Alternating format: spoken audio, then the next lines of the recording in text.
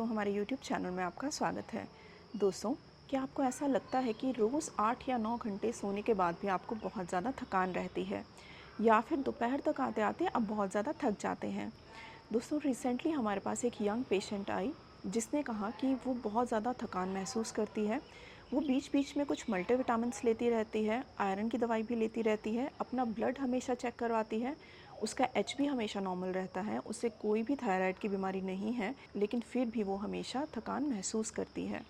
दोस्तों, क्या आप जानते हैं कि फटीग मतलब बहुत जल्दी थक जाना, ये बहुत कॉमन सिम्पटम होता है जिसकी वजह से बहुत सारे पेशेंट्स डॉक्टर को विज़िट करते हैं।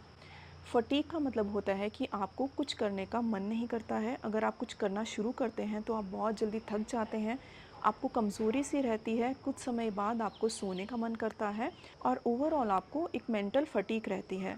क्या आप जानते हैं कि थकना सिर्फ खून कम होने की वजह से नहीं होता और सिर्फ स्ट्रेस की वजह से नहीं होता, इसके और भी बहुत सारे कारण होते हैं। और अगर आपको फटीग रहती है मतलब अगर आप बहुत जल्दी थक जाते हैं तो आप ध्यान दें कि क्या आपकी स्लीप प्रॉपर है या नहीं। मतलब क्या आप सोते समय खर्राटे मारते हैं? क्या जो आपके साथ सोता है उस इंसान ने बहुत बार देखा है कि आपका सोते समय सांस रुकता है या फिर आपको दिन में बहुत ज़्यादा नींद आती है? दोस्तों, ये सब फीचर्स होते हैं ऑब्स्ट्रक्टिव स्लीप एप्निया के। मतलब अगर आपको इनमें से कोई भी प्रॉब्लम है तो हो सकता है कि ये रीज़न है जिसकी वजह से आपको फटीग रहती है। आप ध्यान दें कि अगर आपको अस्थमा है, अगर आपको डॉक्टर ने सीओपीडी की बीमारी से डायग्नोज़ किया है, तब भी आप हमेशा थकान का महसूस कर सकते हैं। अगर आपको आपके डॉक्टर ने हार्ट फेलियर से डायग्नोज़ किया है, तब भी आपको थकान रहने का एहसास हो सकता है। अगर आपको कोई भी किडनी की बीमारी है, लीवर की बीमारी है, तब भी आपको ऐसा फ़ील हो सकता है कि आप हमेशा थके-थके रहते हैं। आप ध्यान दें कि बहुत सारे ऐसे हार्मोनल डिसीज़ होती हैं जिनमें इंसान को थकान रहती है।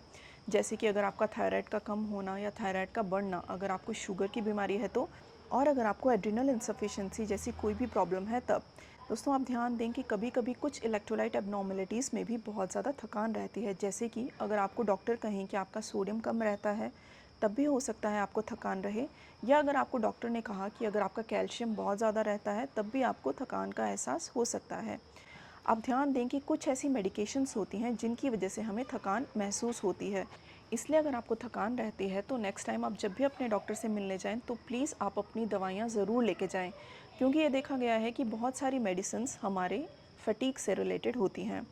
हम देखते हैं कि क्या इस पेशेंट में कोई भी क्रॉनिक इन्फेक्शन का साइन है या नहीं, या कोई भी क्रॉनिक इन्फ्लेमेशन का साइन है या नहीं। आप ध्यान दें कि अगर आप सब्सटेंस अब्यूज़ करते हैं तब भी आपको थकान रह सकती है, और अगर आपका लाइफ़स्टाइल ख़राब है, मतलब अगर आप शिफ्ट वर्कर हैं, मतलब आप रात को अपनी ड्यूटी करते हैं, तब भी आपको थकान का एहसास हो सकता है। इमोशनल बर्नआउट होना भी हमें थकान का एहसास दिलाता है। इसलिए दोस्तों, अगर आपको बहुत समय से वीकनेस रहती है तो प्लीज़ आप अपने डॉक्टर से मिलिए, और हमने आपको जो भी चीज़ें बताई हैं वो चीज़ें आप अपने डॉक्टर से ज़रूर डिस्कस कीजिए। दोस्तों, अगर आपको हमारा ये वीडियो इन्फॉर्मेटिव लगा हो तो प्लीज़ इसे शेयर कीजिए और हमें कमेंट सेक्शन में कमेंट करके ज़रूर बताइए। Thank you so much.